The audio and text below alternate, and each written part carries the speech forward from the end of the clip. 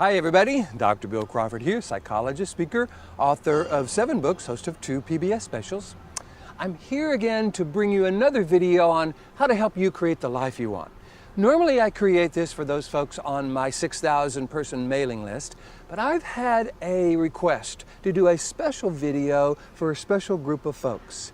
Folks between the ages of, say, 16 to 22, teenagers and young adults, especially those people who are in that age group that might be experiencing a little bit, I don't know, a little bit of anxiety, a little bit of stress, a little bit of uncertainty about what's going on in their life.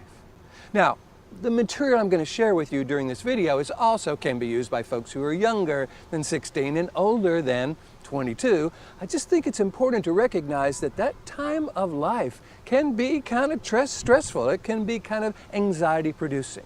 You're not really a kid anymore. You're not really quite an adult yet. You're bringing new situations to life in terms of graduating from high school or going into college, all kinds of new stuff, all kinds of hormones going. It can be kind of a tough time. So one of the things I want to do is give you some information on the science of regaining control.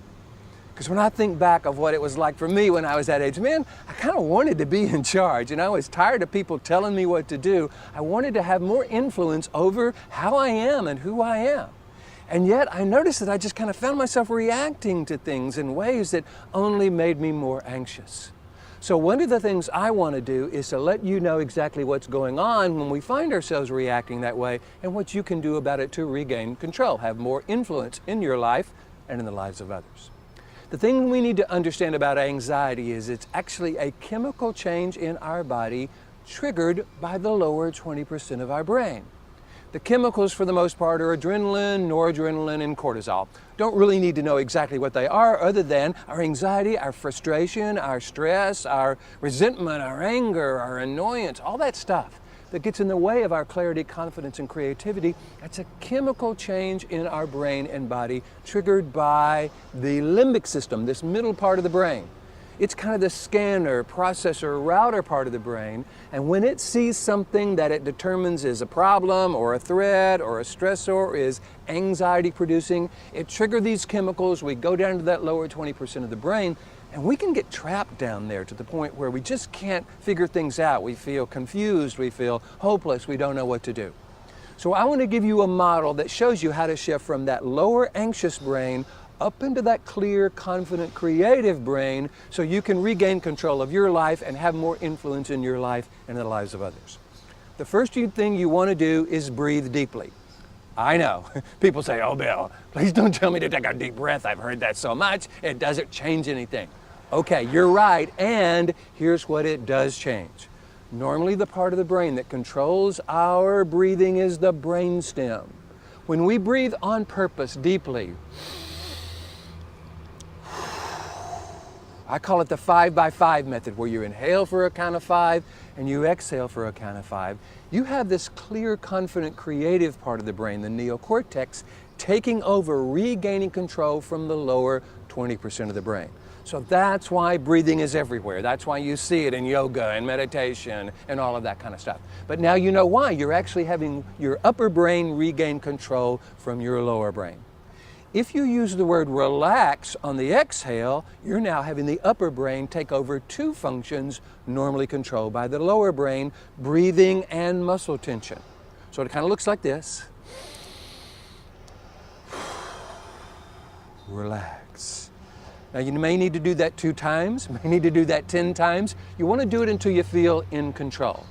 That deals with the physiological components of anxiety. Let's look at what I call the psychological components of anxiety. One of them is our tendency to ask BS questions. BS stands for brainstem, by the way. Like, man, what is wrong with these people? Why won't they listen to me? Why don't they pay attention to me? Why don't they let me do what I want to do? Why don't they love me? Why don't they approve of me? Or the question is there something wrong with me? Am I not enough in some ways? Those are brainstem questions, and it gauges the lower 20% of the brain. So what we want to do is breathe. Use the word relax on the exhale, relax, and ask what I call a neocortex question, a question that can only be answered by the upper 80% of the brain. In fact, I have 4 neocortex questions you can ask yourself anywhere, anytime, that will make sure you shift and stay up there. Number 1 is how I'm feeling, thinking. Have I done that on purpose? Have I chosen to be anxious? Probably the answer is no. Number 2, how's it working for me, Is this helping me create the life I want? Most people say they don't like being anxious and stressed and frustrated. That would be a no. The third one is it making the statement I want to make about who I am? Do I want to describe myself as an anxious person or somebody that lets other people in situation make me feel anxious? Most people would say no. And I love the 4th question, would I recommend this way of being to someone I love? I have yet to meet anyone that would recommend someone they love be anxious and stressed and worried and frustrated. So these are what I call the 4 criteria, because we can use them as a criteria for whether we hang on to any of these things or change them. We can say, nope, I'm not doing this on purpose. It's not working for me. It's not making the statement I want to make. And no, I would never recommend anyone I love feel this way or think this way. So now we just flip it. Okay, so what if I were dealing with this situation on purpose, deliberately, in a way that does help me be more effective, have me more in control, in a way that does make the statement I want to make about who I am? I'm a person that deals with this situation like this, and in a way I would teach to someone I love.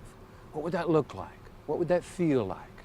Clear, confident, creative, calm, in control, whatever it is, happy, excited, joyful, whatever it is, you want to imagine being that way. Because when we can get really clear who we are when we are at our best, who we are when they're coming from this upper 80% of the brain, and then bring that imagination, bring that into life, we can actually change the chemical makeup of our body. Let me show you what I mean. Everybody imagine holding a lemon in your hand. See the lemon, that bumpy yellow rind? Now we slice the lemon in half and there's lemon juice running down your hand. You can see the shiny yellow pulp of the lemon. If you squeeze the lemon, juice squirts up. Now take a big bite of your lemon. All right, you can put your lemon down. Do you notice what happens? Saliva, muscle tension, that is all about a chemical change in your body. You've just changed the chemical makeup of your body based not on what you held in your hand, but what you held in your imagination. And you knew you weren't really biting into a lemon, but your body reacted as if you were. And what that says is the body will react chemically to any image we hold in our mind.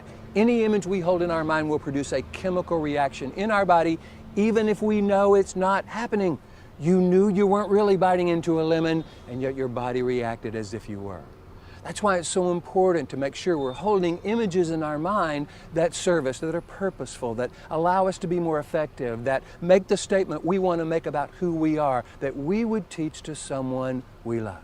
We want to be clear about what that looks like, and we want to make sure we are doing that in a way that we would recommend to those we love. So we breathe, relax on the exhale, ask that question, how would I rather be feeling? Or if I were teaching this to someone I love, what would I want them to learn? Or what's the statement I want to make about who I am? Then we notice the change. Because at the end of this model, which by the way spells brain, breathe, relax, ask, imagine, notice, B.R.A.I.N, you will be feeling more calm, more confident, more in control, because every one of these steps are neocortex in nature.